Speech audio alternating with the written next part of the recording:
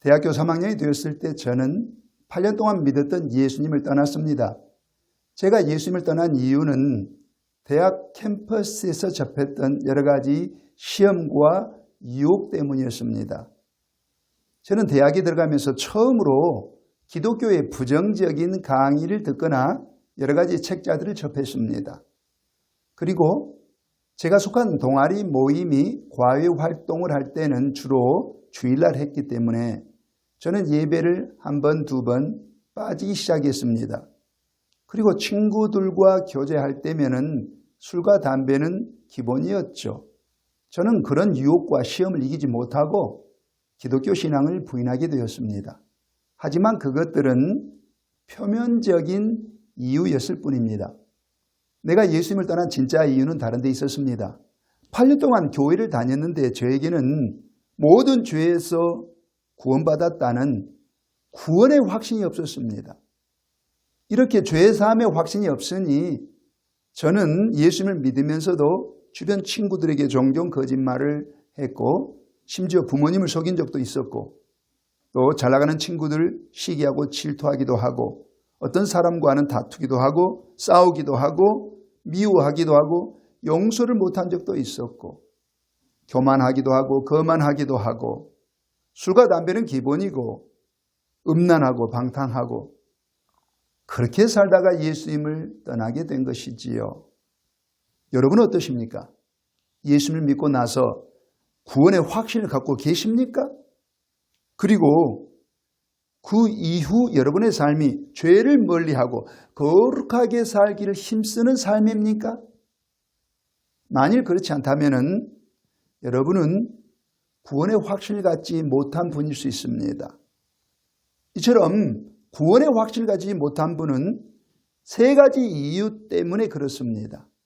구원의 확신을 갖지 못한 첫 번째 이유는 성경을 잘 몰라서 그렇습니다. 성경을 잘 모르는 분은 구원의 확신을 갖기가 힘듭니다. 돌이켜보니까 제가 대학교 3학년 때 예수를 떠나게 된 것이 성경을 잘 몰라서였던 것 같습니다. 8년 동안 교회를 다녔어도 신약 성경을 채 일독도 해보지 못한 상태였습니다.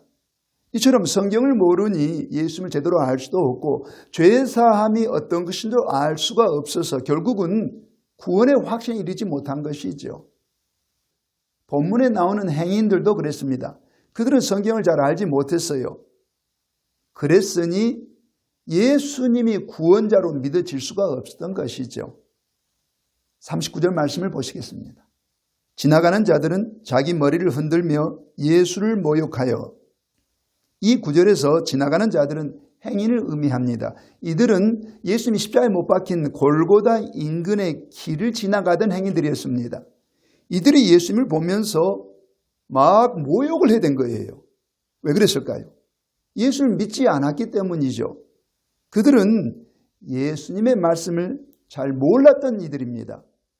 그들이 예수님을 잘 몰랐던 근거는 40절에 있습니다. 40절 말씀을 보시겠습니다. 이르되 성전을 헐고 사흘에 짓는 자여 너가 만일 하나님의 아들이여든 자기를 구원하고 십자가에서 내려오라 하며, 이 구절에서 우리가 주목해야 할 표현이 있는데 성전을 헐고 사흘에 짓는 자여, 바로 이 표현입니다. 이 행인들이 십자가에 달리신 예수님을 향해서 성전을 헐고 사흘에 짓는 자여 이렇게 소리친 것이죠. 그들은 예수님 본인이 성전을 헐어버리고 사흘 동안에 다시 짓겠다 이렇게 말씀하신 것으로 알고 있었습니다. 하지만 그것은 틀린 것입니다. 그들은 예수님의 말씀, 즉 성경 말씀을 잘못 알고 있었어요. 요한복음 2장 19절에 의하면 예수께서 대답하여 이르시되 너희가 이 성전을 헐라 내가 사흘 동안에 일으키리라 이렇게 말씀하셨어요. 분명 예수님은 성전 안에 모여있던 유대인들을 향해서 너희들이 이 성전을 헐라, 그러면은 너희들이 무너뜨린 이 성전을 나는 사흘 동안에 다시 일으키겠다 이렇게 말씀하셨어요. 그런데 이 말씀이 와전되어 가지고 이 행인들은 예수님의 말씀을 잘못 알게 된 것입니다. 예수님 본인이 성전을 헌 다음에 사흘 동안에 다시 세우는 것으로 잘못 알고 있었어요. 예수님의 말씀을 잘못 안다는 것, 성경을 잘 모른다는 뜻입니다. 이처럼 성경을 잘 몰랐기 때문에 그들은 예수님을 믿지 못했고 예수님을 모욕을 했습니다. 이 행인들은 오늘날로 보자면 하나님을 믿는 평신도들입니다. 그들은 매일같이 먹고 사는 일에 분주했어요. 그래서 성경을 가까이 할 수가 없었습니다. 성경을 잘 몰랐다는 뜻입니다. 성경을 모르니 예수님이 누구신지 어떻게 제대로 알 수가 있었겠습니까? 그러니 예수님을 향해서 모욕까지 한 것이죠. 여러분은 어떻습니까? 여러분 성경 말씀을 잘 아십니까? 성경을 잘 모르시는 분은 예수님이 어떤 분인지 제대로 알지 못하고 결국은 구원의 확신을 가질 수가 없게 됩니다. 여기서 여러분에게 질문 하나를 던지겠습니다. 구원의 확신을 가지려면 성경을 잘 알아야 한다는 뜻인데 우리 주변에서 성경을 잘 아시는 분들, 성경 지식이 많은 분들, 예를 들어 신학자들이나 목사님들이나 선교사님들, 이런 분들은 다 구원의 확신을 갖고 있을까요? 그런 것은 아닙니다. 성경 지식이 많다고 해서, 성경을 잘 안다고 해서 반드시 구원의 확신을 갖게 되는 것도 아닙니다.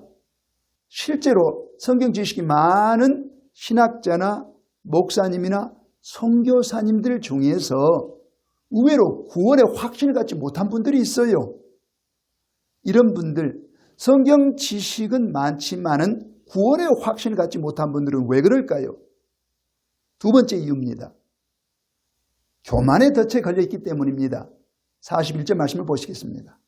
그와 같이 대제사장들도 서기관들과 장로들과 함께 희롱하여 이르되, 이 구절에서 대제사장들, 서기관들 그리고 장로들은 오늘날로 보자면 목회자요 신학자들이었습니다. 그들은 당연히 성경 지식이 많은 신앙인이죠. 그런 그들이 예수님을 희롱을 했어요. 예수님을 하나님의 아들로 믿지 못하고 십자가 아래서 예수님을 조롱했던 것입니다. 그 이유는 그들이 교만의 덫에 걸려 있었기 때문입니다. 42절 43절 말씀을 보시겠습니다. 그가 남은 구원하였으되 자기는 구원할 수 없도다. 그가 이스라엘의 왕이로다. 지금 십자가에서 내려올지어다. 그리하면 우리가 믿겠노라.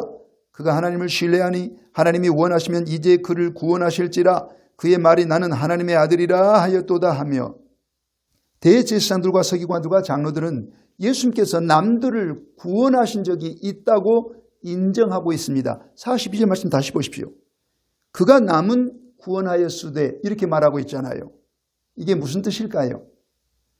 이 사건이 일어나기 며칠 전에 예수님께서 예루살렘에서 약 3km 정도 떨어진 베단이란 마을에서 죽은 지 나흘이 되었던 나사로를 다시 살려내신 적이 있습니다. 이 소식에 대해서 대제사장들, 서기관들, 장로들이 잘 알고 있었어요. 그래서 그들이 이렇게 말한 것입니다. 그가 남은 구원하였다. 그들은 예수님이 이처럼 남을 구원하는 사람이었음을 인정하고 있습니다. 게다가 그들은 43절 말씀 보시면은 그가 하나님을 신뢰하니 이렇게 표현하고 있잖아요. 그들은 예수님께서 하나님을 깊이 신뢰한다는 사실도 인정하고 있어요. 그런데 그런 그들이 예수님을 십자가 아래서 희롱하고 있었던 것입니다. 그들이 왜 예수님을 희롱했을까요? 이 사건이 일어나기 며칠 전에 예수님께서 성전에 들어가셔서 많은 사람들이 모인 가운데 나는 이스라엘의 왕이다. 나는 하나님의 아들이다. 공공연히 외치셨습니다. 이때 대제사장들과 장로들과 서기관들도 예수님의 이 말씀을 들었어요. 그러나 그들은 마음속으로 졌다 이거 어떻게 이스라엘의 왕이야? 저게 어떻게 하나님의 아들이야? 이렇게 제멋대로 판단했었습니다. 그러다 보니 그들은 예수님이 십자가에 달리신 것을 보고 희롱까지 한 것이죠. 예수님의 말씀을, 즉 성경 말씀을 그들은 제멋대로 판단했는데 바로 이것이 교만입니다. 이런 일은 현대 한국 교회 안에서도 일어나고 있습니다. 성경을 잘 알고 성경 지식이 많다고 자부하는 일부 신학자들과 목회자들이 예수님이 말씀하지 않은 구원을 가르치고 주장하고 있습니다. 그들은 구원을 인간의 해방이라고, 인간성의 회복이 곧 구원이라고 주장합니다. 그러면서 구원은 기독교에만 있는 것이 아니고 세상의 다른 모든 종교 안에도 구원이 있다. 그러니 다른 종교를 믿어도 구원받을 수 있다. 이렇게 외칩니다.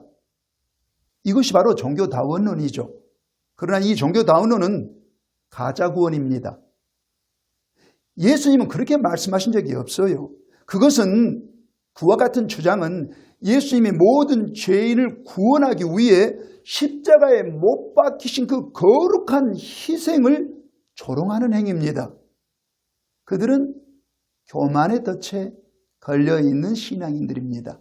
교만의 덫에 걸려있으니 교만하니 예수님의 말씀을 함부로 왜곡하고 조작하는 것이고, 교만하니까 구원의 확신을 갖지 못하는 거예요. 여러분 가운데 이런 분이 없기를 바랍니다. 예수님을 믿어도 구원의 확신을 갖지 못한 분들이 있는데 왜 그럴까요? 그 세 번째 이유는 죄 짓는 것을 당연시 여기기 때문에 그렇습니다. 그런 사람들이 본문에 등장합니다. 44절 말씀을 보시겠습니다. 함께 십자가에 못 박힌 강도들도 이와 같이 욕하더라. 십자가에 못 박힌 이 강도들은 하나님을 믿지 않은 불신자들입니다. 그들은 일평생 하나님의 계명과 율법을 어겼고 로마 제국의 실정법을 어겼던 죄인이요 죄수로 살았던 사람들입니다. 그들이 왜 그렇게 살았을까요? 죄 짓는 것을 당연시 여겼기 때문에 그렇습니다. 그들에게 죄 짓는 것은 그들의 습관이었고 그들의 일상이었습니다. 강도질을 해서 먹고 살았던 사람들이 아닙니까? 그런 사람들의 눈으로 봤을 때 그들 주변의 모든 사람은 크든 작든 다 죄를 지으면서 살고 있었어요. 사람은 죄 짓는 게 당연하다. 이런 생각, 이런 신념을 가질 수밖에 없었던 것이죠. 이처럼 죄 짓는 것을 당연한 것으로 여기게 되면 결코 구원의 확신을 가질 수가 없습니다. 참회록을 썼던 성 어거스틴은 청년 시절에 바로 이런 신념을 갖고 있었습니다. 사람은 죄 짓는 것이 당연하지. 이러면서 그는 죄를 짓고 있었죠. 그러나 원래 그는 모태신앙인이었습니다. 그의 어머니 모니카는 경건하고 독실한 그리스도인이었고 자기 아들 어거스틴을 믿음의 사람으로, 거룩한 하나님의 사람으로 세우려고 애를 썼었습니다. 하지만 뜻대로 안 됐죠. 청년이 된 이 어거스틴은 머리가 비상했고 그래서 수사학과 논리학을 연구한 다음에 수사학교의 지도자가 되었습니다. 이런 학자의 눈으로 봤을 때 성경은 논리가 너무 허술한 책이었습니다. 게다가 성경 가르침 중에 자기를 낮추는 자가 곧 큰 자다 이런 가르침이 있는데 그는 도무지 이런 성경의 가르침에 동의할 수가 없었어요. 그는 세상적으로 큰 자가 되고 싶었거든요. 그런데 그런 자기를 향해서 작은 자가 되라고, 자기를 낮추라고 결코 동의할 수 없었습니다. 그래서 세상에서 큰 자가 되고 싶었던 이 어거스틴은 당연히 최고의 명예를 추구하고 돈을 추구하고 욕망을 추구하고 야망을 추구하는 삶을 살았습니다. 죄 짓는 것이 그에게 일상이 되었다는 뜻입니다. 그런 그가 어느 날 바다 건너 로마시로 들어가게 됩니다. 거기서 어거스틴은 어느 날 열병을 앓고 의식을 잃고 죽음의 문턱까지 이르게 됩니다. 사람이 죽음의 문턱에 이르게 되면 누구나 인간이 얼마나 연약한 존재인지 깨닫지 않겠습니까? 이렇게 자신의 연약함을 깨닫던 어거스틴에게 어느 날 로마 교회의 감독인 암브로스 감독이 설교를 너무 잘한다. 이런 소식을 듣게 됩니다. 그래서 그는 웅변에 대해서 관심이 컸기 때문에 그 설교를 웅변학적 관점에서 분석을 해보려고 연구해 보려고 교회에 가게 됩니다. 그리고 암브로스 감독의 설교를 계속 들으면서 성경의 권위를 인정하는 마음이 들었습니다. 그동안 그는 성경을 무시했는데 가치 없는 책으로 여겼는데 드디어 성경이 권위 있게 느껴진 것입니다. 그래서 계속해서 그는 교회 생활을 했습니다. 그의 나이 33살 때 어머니 모니카가 56세로 소천하게 되었습니다. 어머니 시체 앞에서 그는 어떤 두려움에 사로잡힙니다. 어머니가 아무리 경건하게 살았더라도 사람이니까 죄를 짓고 살았을 텐데 하나님 앞에 가서 그 죄 때문에 심판당할지 모른다는 그런 두려움이 엄습하게 돼요. 죄에 대해서 보이기 시작한 것입니다. 그의 눈에 죄가 보이게 된 것입니다. 그래서 이 사람은 인간은 누구나 죄의 질병을 앓고 있는 환자다. 이 사실을 인정하게 됩니다. 그러면서 그는 자기 자신의 죄도 보게 되죠.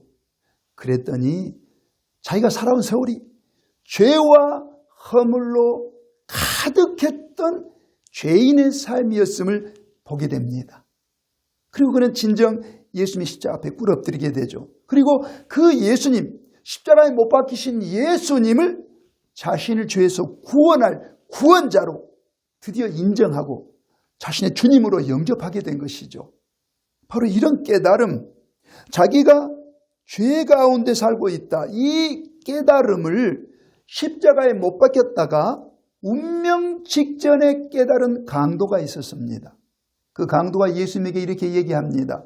누가복음 23장 42절에 예수여 당신의 나라에 임하실 때에 나를 기억하소서 이렇게 얘기합니다.